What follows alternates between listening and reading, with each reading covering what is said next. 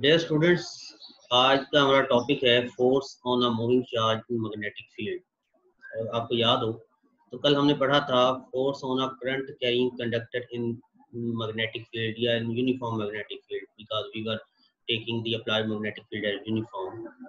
तो इनफैक्ट हमने कल वहां पे देखा कि जब भी कोई कंडक्टर करंट कैरिंग कंडक्टर जिसमें से करंट गुजर रहा हो उसे मैग्नेटिक फील्ड के अंदर रखते हैं तो उसके ऊपर एक मैग्नेटिक फोर्स लगती है जिसकी वैल्यू हमने लिखी थी F M equals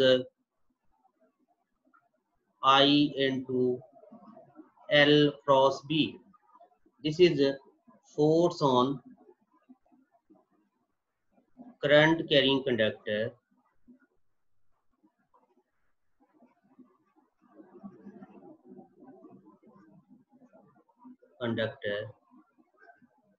placed in magnetic field।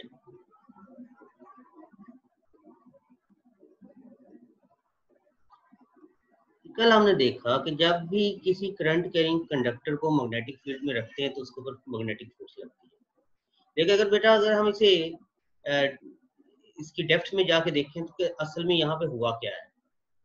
होता ये है कि जब किसी कंडक्टर में से करंट गुजरता है इट मींस उस कंडक्टर में से चार्जेस मूव करते हैं और वो जो चार्जेस मूव करते हैं उनके गिर्द मैग्नेटिक फील्ड पैदा होती है जिसकी वजह से कंडक्टर के गिर्द भी मैग्नेटिक फील्ड पैदा हो जाती है और अप्लाइड मैग्नेटिक फील्ड और जनरेटेड मैग्नेटिक फील्ड एक दूसरे के साथ इंटरेक्ट करती हैं तो उसके नतीजे में उसके कॉन्सिक्वेंस के तौर पर उस करंट कैरिंग कंडक्टर के ऊपर फोर्स एक्सपीरियंस होती है जिसके लिए हमने ये फार्मूला लिखा F M equals I into L cross B.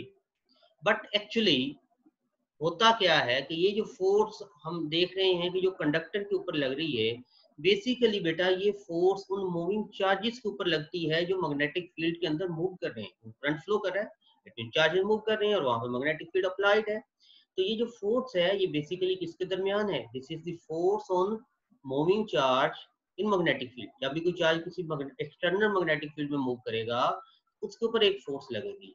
आज बेटा हम उस फोर्स की वैल्यू फाइंड आउट करेंगे कि एक मूविंग चार्ज के ऊपर जो मैग्नेटिक फील्ड में हमने जिसे प्लेस किया कितनी फोर्स एक्सर्ट होगी। तो our टुडे's lecture is to determine the magnetic force on a moving charge in magnetic field। Let's suppose बेटा ये हमारे पास एक कंडक्टर है। इस कंडक्टर की लेंथ L है और इसका क्रॉस सेक्शनल एरिया A है। हमें पता है कि कंडक्टर में जो चार्ज कैरियर्स हैं वो फ्री इलेक्ट्रॉन्स होते हैं। हमने पढ़ा सोर्स उससे पहले चार्ज कैरियर्स की वैल्यू देखा कि उसमें चार्ज कैरियर्स इलेक्ट्रोलाइट में पॉजिटिव और नेगेटिव आयंस थे, सेमीकंडक्टर में इलेक्ट्रॉन्स एंड होल्स थे और जो कंडक्टर्स हैं उनमें फ्री इलेक्ट्रॉन्स हैं। वो इलेक्ट्रॉन्स जो कंडक्शन बैंड में मौजूद हैं उन्हें हम फ्री इलेक्ट्रॉन्स कहते हैं। तो इसमें चार्ज कैरियर्स क्या है? Free electrons. जब हम क्या करते हैं इस कंडक्टर के अक्रॉस कोई बैटरी लगा देते हैं, जस्ट लाइक यहाँ पे हमने कोई बैटरी लगाई, ये बैटरी का पॉजिटिव टर्मिनल, ये नेगेटिव टर्मिनल। इधर से अगर कन्वेंशनल करंट को देखो तो इधर से चार्जेस एंटर होंगे, इधर से चार्ज एग्जिट होगा। अब ये जो चार्ज फ्लो करेगा ये बेसिकली फ्लो करेगा due to the motion of the charge carriers. Charge क्या है? चार्ज की मोशन क्या है? एनर्जी की ट्रांसफॉर्मेशन है। जो चार्ज एक जगह दूसरी जगह ट्रांसफर होगा ये किसकी वजह से होगा? Due to the motion of the charge carriers. अब लेट्स सपोज कि यहाँ पर चार्ज कैरियर्स की तादाद कितनी है, यहाँ पे चार्ज कैरियर्स की तादाद कितनी है हमें ये देखना है कि इस कंडक्टर के अंदर चार्ज कैरियर्स की तादाद कितनी है। Let n small n it is the number of charge carriers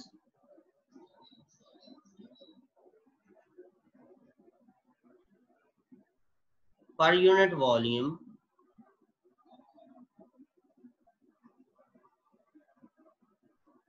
of conductor, या फिर इसी को हम कहते हैं नंबर डेंसिटी भी कह सकते हैं। Number density of charge carriers.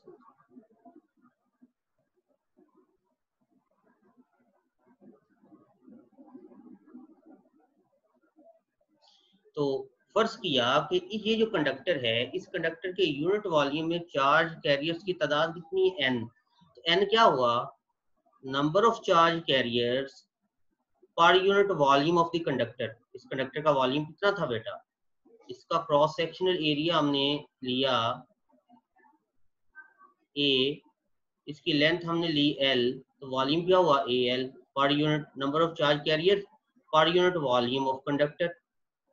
तो small n will be equal to capital N over al।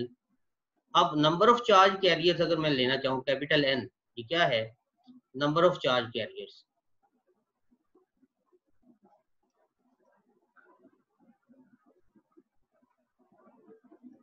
तो क्या करो, वॉल्यूम को नंबर डेंसिटी से मल्टीप्लाई कर दो।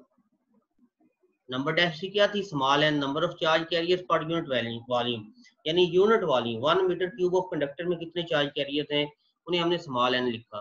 तो जितने वॉल्यूम में भी आपने चार्जेस की तादाद लेनी है, उतने वॉल्यूम को इस नंबर डेंसिटी से मल्टीप्लाई कर दो, तो क्या निकल आएगा, total number of charge carriers. तो total number of charge carriers बेटा जो यहाँ पे मौजूद हैं वो क्या है, small N A L, small N A L. दोबारा से रिपीट कर देता हूँ, स्मॉल एन क्या है, number of charge carriers per unit volume of the conductor. Small N क्या है, capital N over volume, conductor का वॉल्यूम क्या है, ए एल। अब नंबर ऑफ चार्ज कैरियर्स कितना होंगे, small N A L, small N A L. अब हमने देखना है बेटा, ये हमारा कंडक्टर था,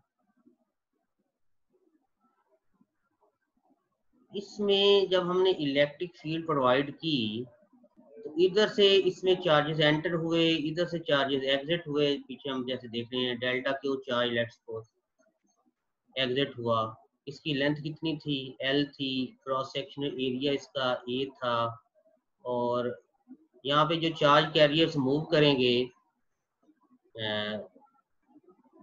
लेट्स सपोज वो फ्री इलेक्ट्रॉन्स हैं, उनकी जो वेलोसिटी है वो हम v ले लें।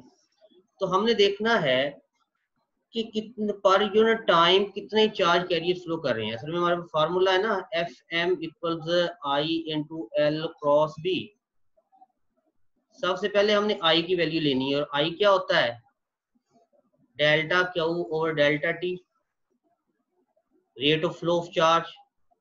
तो हमने अमाउंट ऑफ चार्ज निकालनी है कि कितनी amount of charge delta T time में यहाँ से ट्रेवल कर रही है। अब हमने देखा कि जितने भी चार्ज कैरियर्स हैं उनकी तादाद कितनी है, नंबर ऑफ चार्ज कैरियर्स किसके इक्वल है, small n a l। if each charge carrier carries q charge, if each charge carrier carries q charge, then total charge क्या होगा, डेल्टा क्यू।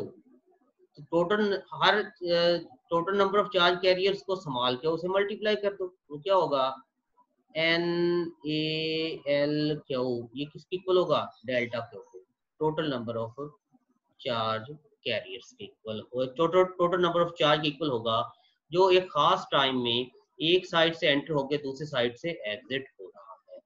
अब एन ए डेल्टा क्यू की value लिख दो, तो क्या है, N A L Q divided by delta T, divided by delta T. हमारे पास वैल्यू आई बेटा करंट की, I is equal to N A L Q divided by delta T. हमने कहा इन चार्ज कैरियर्स की वेलोसिटी है v, और s किसके इक्वल होता है, vt के। इस कंडक्टर की लेंथ कितनी थी, l, वेलोसिटी क्या है v, टाइम कितना लगा एक एंड से चार्जेस को एंटर होकर दूसरे एंड से एग्जिट होने के लिए, डेल्टा टी। यहाँ से अगर मैं डेल्टा टी की वैल्यू निकालूं तो क्या आएगा, l divided by v, L divided by V। अगर ये वाली वैल्यू बेटा मैं यहाँ पे पुट कर दूँ करंट में, तो मेरे पास करंट की वैल्यू आएगी N A L Q divided by delta T क्या है, एल ओवर वी। बेटा ये एल एल से कैंसिल हो जाएगा, वी ऊपर चला जाएगा और करंट किसकी इक्वल हो जाएगा, एन, एल एल से कैंसिल हो गया, N A Q V. This is the amount of charge, amount of current जो इस कंडक्टर से गुजर रहा है। अगर किसी को समझ नहीं लगी तो इस वीडियो को दोबारा से देख सकता है, यूट्यूब पे ये अवेलेबल है। तो हमारे पास अब हमारे पास जो वैल्यू आई, हमारे पास करंट की वैल्यू आ गई N A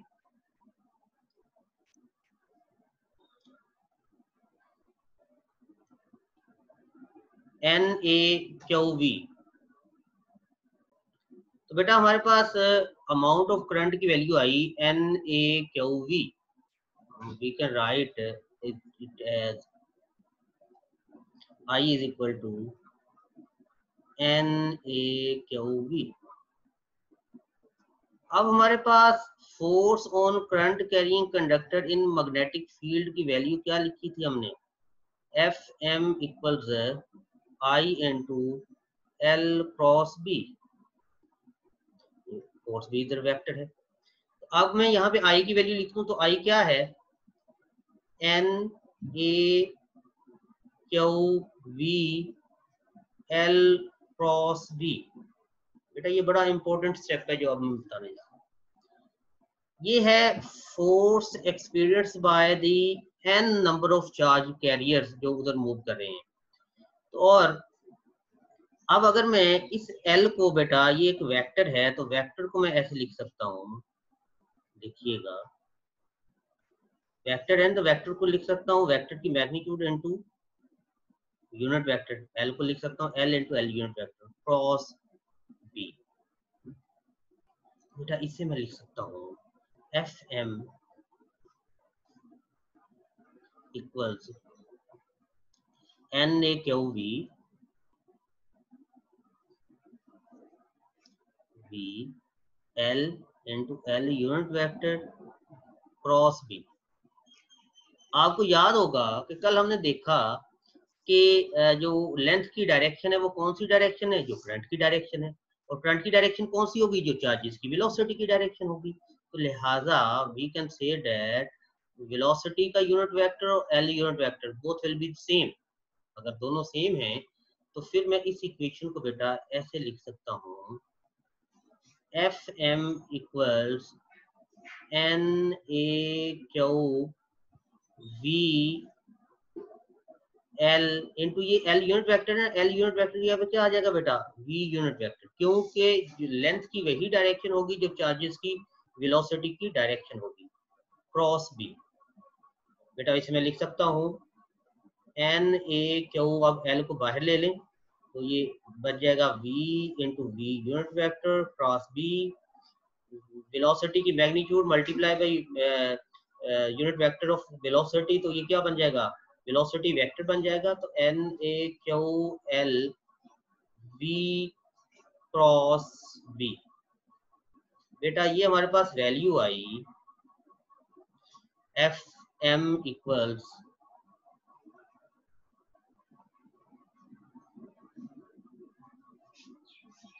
N A Q L V cross B. This is the value of magnetic force on n number of charge carriers, capital N number of charge carriers। तो हमारे पास value है N A Q L into V cross B. अब देखिए क्या है, मैं कह सकता हूँ force experience by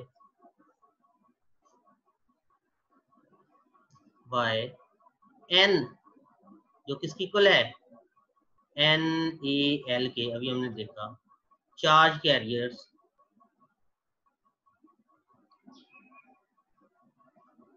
moving in magnetic field.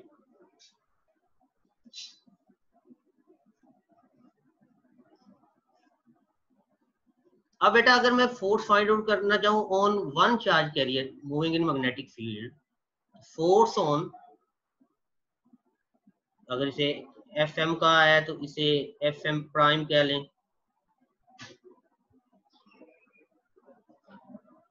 क्या करो, एफ एम को डिवाइड कर दो बेटा total number of charge carriers पे, तो एक चार्ज कैरियर पे लगने वाली फोर्स निकल आएगी। एफ एम था क्या, N A Q L into V cross B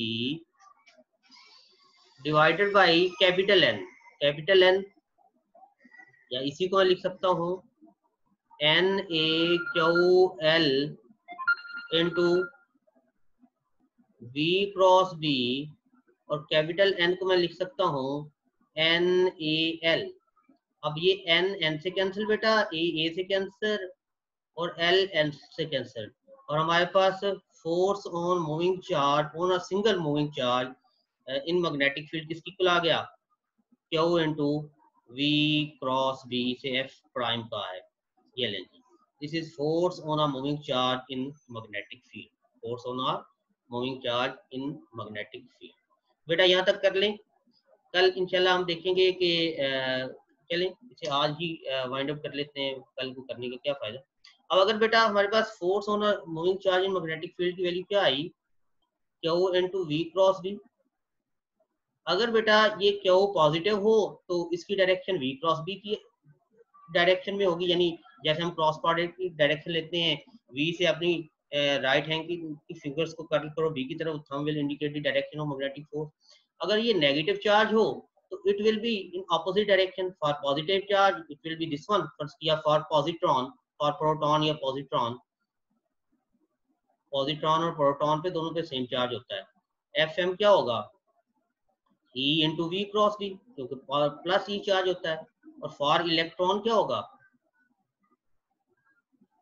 Q minus ई होता है, क्योंकि अब क्या आ जाएगा minus E V cross B. तो बेटा ये नेगेटिव साइन क्रॉस प्रोडक्ट को चेंज कर देता है, आपको पता है कि A cross B minus B cross A के इक्वल होता है, तो ये क्या बन जाएगा, v cross b cross v के इक्वल हो जाएगा। तो this is the force on moving charge in magnetic field. बेटा this is very very important article, इसे बार बार आप लोग देखेंगे तो इसकी समझ लगेगी, अगर किसी को नहीं समझ लगी तो वो यूट्यूब पे से दोबारा देख सकते हैं। ठीक है बेटा, टेक केयर, इसे सॉल्व करें, इसके नोट्स बनाएं, और अगर कोई प्रॉब्लम है तो आप कमेंट्स में पूछ सकते हैं यूट्यूब पे, या व्हाट्सएप ग्रुप में पूछ सकते हैं। थैंक यू बेटा, अल्लाह हाफिज।